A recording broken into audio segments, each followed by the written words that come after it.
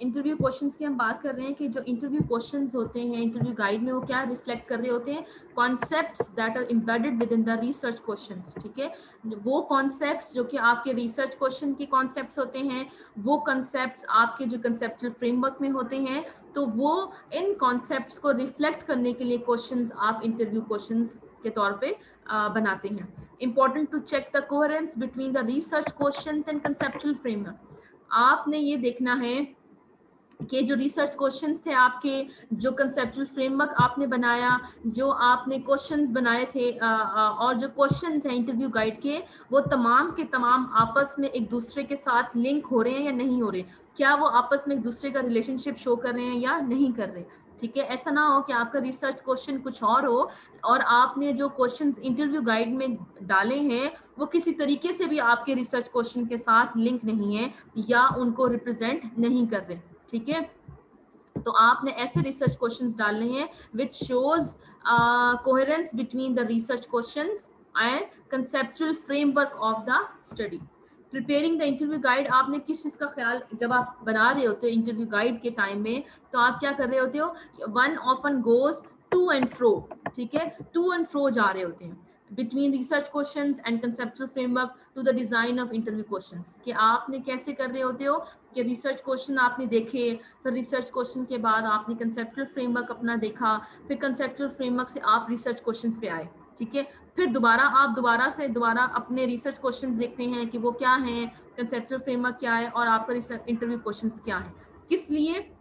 in order to check the coherence between research questions and your interview questions। Example क्या है, जैसे ऊपर हमने की थी, इसके ऊपर देख रहे हैं couples have experience of having children या उनके प्रेफरेंस। ठीक है, उसमें क्या है, एग्जाम्पल है conducting a research project to identify people's attitude towards having children. ठीक है, कि लोगों के एटीट्यूड क्या है regarding toward having children. Might not ask about attitude directly in the interview guide. हम उनसे डायरेक्टली ये सवाल नहीं पूछ सकते कि आपका एटीट्यूड क्या है टुवर्ड्स हैविंग चिल्ड्रन। ठीक है, क्योंकि जो एटीट्यूड का लफ्ज है it is a theoretical concept. कुछ लोगों के लिए ये एटीट्यूड का कॉन्सेप्ट थ्योरेटिकल कॉन्सेप्ट होगा जो उनको समझने में बहुत मुश्किल होगा। वो इस एटीट्यूड को कहेंगे कि मैं क्या जवाब दूं इस एटीट्यूड से रिलेटेड। जैसे अगर आपसे पूछते हैं कि your attitudes towards online shopping, ठीक है, तो आप सोचोगे इसके अंदर क्या चीजें आ जाएंगी। तो जब तक आपको ये नहीं पता होगा कि एटीट्यूड के अंदर फर्दर मेजरेबल कॉन्सेप्ट्स कौन से हैं, तब तक आप उसको प्रॉपरली आंसर नहीं कर पाएंगे। आप इस वजह से जो लोग हैं वो डिफिकल्टी फेस करते हैं इन रिस्पॉन्डिंग। तो attitudes are conceptual, attitudes conceptual है, इसलिए इन एटीट्यूड्स को ऑपरेशनलाइज करना बहुत ज्यादा जरूरी है। और कैसे ऑपरेशनलाइज करेंगे कि आप ये जो मेन कॉन्सेप्ट है अपने इस एटीट्यूड का, इसको किस में डिवाइड कर दोगे, किस में टर्न कर दोगे, मेजरेबल ऑब्जर्वेशंस में। जैसे अगर आप ये नहीं पूछ सकते उनसे कि what is your attitude towards having children, what is your attitude towards having children, ये आसान तरीका नहीं होगा, आसानी से ये जवाब उनको नहीं मिल सकता। ठीक है, बल्कि आप इस एटीट्यूड से रिलेटेड कुछ चीजें आ रही हैं, इट एटीट्यूड से रिलेटेड अगर कोई पर्टिकुलर कॉन्सेप्ट्स आ रही हैं, कंपोनेंट्स उसके हैं, तो वो पूछें। Might ask about the perceived consequence of having children in order to drive people attitude toward having children. अब हम उनसे ये सवाल ना पूछें कि आपका एटीट्यूड क्या है टुवर्ड्स हैविंग चिल्ड्रन, बल्कि हम उनसे इस तरह से ये सवाल पूछ सकते हैं कि what do you perceive would be the consequences of having children. ठीक है, तो ये शो कर रहा है कि अब सवाल क्या है, अब कि आपके ख्याल में औलाद होने का क्या कॉन्सिक्वेंसेस हो सकते हैं। ठीक है, बच्चों होने के क्या कॉन्सिक्वेंसेस हो सकते हैं। अब ये भी तो इसी के आपके टॉपिक को बता रहे हैं ना। ठीक है, तो वो बताएंगे कि क्या है, इकोनॉमिक बर्डन है, इंडिपेंडेंस नहीं है, आपको ख्याल रखना पड़ेगा बहुत सारी चीजों का। रिस्पॉन्स टू दिस क्वेश्चन में देन रिफ्लेक्ट सर्टन एटीट्यूड्स। ठीक है, कि उनका जो रिस्पॉन्स होगा ना इस क्वेश्चन के आंसर में, वो उनके कुछ एटीट्यूड्स को रिफ्लेक्ट कर रहा होगा। मतलब कि कुछ ये कह सकते हैं कि I would lose my freedom to travel whenever I wish. ठीक है, अनदर में reply I would feel very fulfilled to be a mother. ये इनका रिस्पॉन्स है जो कि उनके किसी खास एटीट्यूड को रिफ्लेक्ट कर रहे हैं, कि इसमें बता रहे हैं कि वो they will not, he will not be happy और शी विल बी हैप्पी, ठीक है, वो सेटिस्फाई होगी इस चीज़ से, वो कहेगा कि नहीं उसकी फ्रीडम को रिस्ट्रिक्ट कर दिया है। तो दिस क्वेश्चन में still be too abstract for some people, ठीक है। ये जो क्वेश्चन है कुछ लोगों के लिए अभी भी ये सवाल, कि जो हमने सवाल क्या पूछा था कि what do you perceive would be consequences of having children, तो ये सवाल अभी भी कुछ लोगों के लिए मुश्किल होगा। तो आप इसको क्या आसान मजीद बना सकते हैं, what do you think about having children, ठीक है, या what will happen if you have children. तो ये शो कर रहा है उसी जवाब सवाल को हमने आसान बना दिया ताकि उनको समझ में आ सके।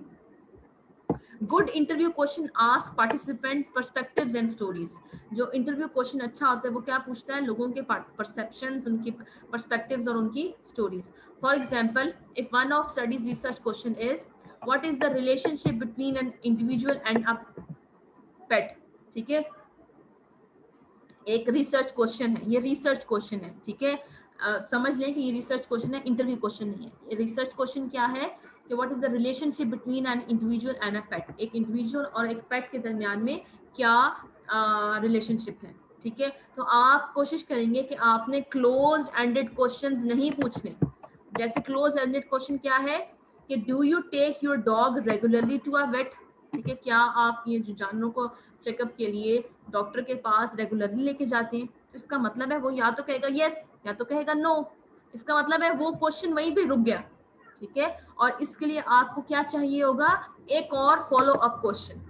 इसलिए इसको आसान बनाने के लिए, इसको ओपन एंडेड क्वेश्चन बनाने के लिए आप इसको ट्रांसफॉर्म करेंगे into a simple and better guarantees a more elaborate response. एक आसान सा और बहुत ही अच्छा जवाब सवाल बना सकते हैं। अब इसी सवाल को आप ओपन एंडेड कैसे बना सकते हैं कि जैसे आप उनसे कहें कि talk about your dogs health maintenance with your weight, ठीक है, क्या आप हमें बताएं कि आप जो अपनी डॉग की हेल्थ मेंटेनेंस के हिसाब से अपने वेट के उसके वेट के साथ कैसे बात करते हैं, ठीक है। तो ये भी तो इसका मतलब है, इस क्वेश्चन से भी तो ये पता चल रहा था ना, डॉक्टर के पास लेके जाने क्या मतलब है, उसकी हेल्थ मेंटेनेंस के बारे में, ठीक है। तो आप जनरली ये क्वेश्चन डाल दो कि आप अपने इस वेट के साथ जो डॉक्टर है आपके जानवरों के इलाज के लिए आप उसको लेके जाते हैं, तो वो हेल्थ मेंटेनेंस के ऊपर आपकी बातचीत कैसे होती है,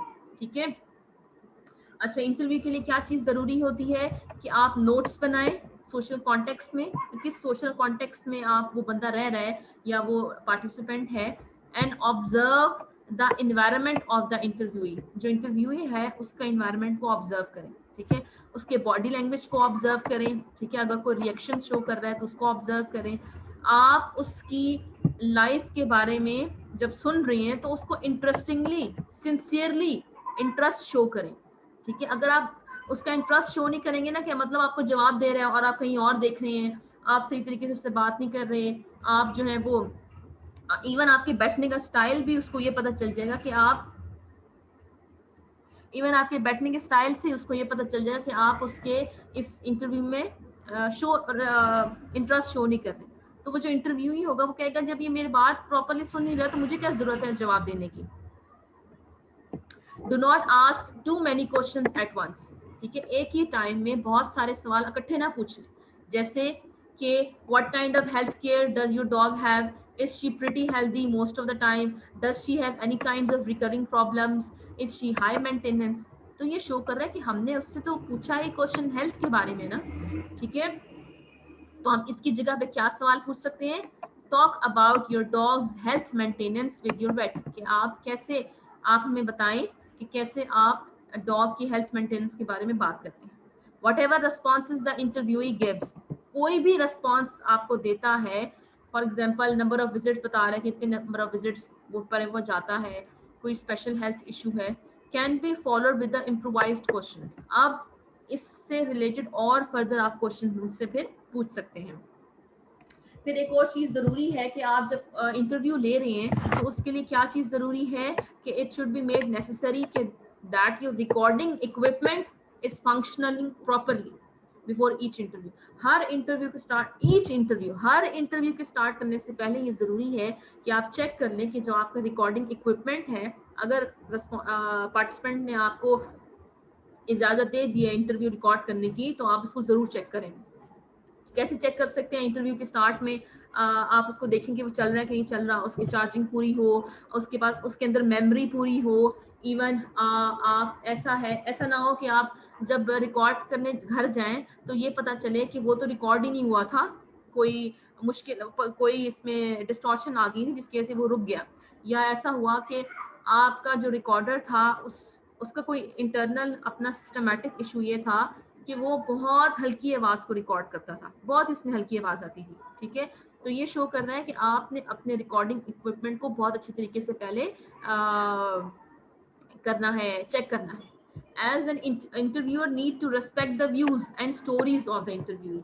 ये बहुत ज़्यादा ज़रूरी है कि इवन आपके अगर वैल्यूज़, आपके अगर आइडियाज़ इंटरव्यूई के वैल्यूज़, आइडियाज़ और उसके स्टोरी से डिफरेंट हैं, आपको पसंद नहीं आ रहे, ये बहुत ही डिफरेंट है आपसे, ये गलत है, फिर भी आपने चुप करके उसको सुनना है, उसको रेस्पेक्ट देनी है, उसकी स्टोरीज को, उसके व्यूज़ को।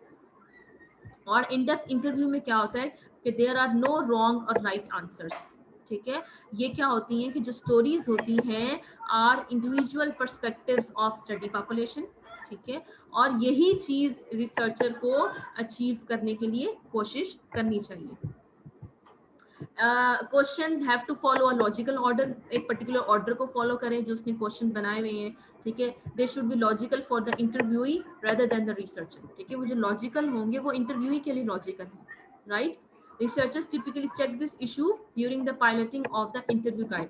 जब पायलट टेस्टिंग कर रहे होते हैं उस टाइम इस चीज को देखना जरूरी है। पायलट टेस्टिंग के ऊपर भी हम आगे आते हैं।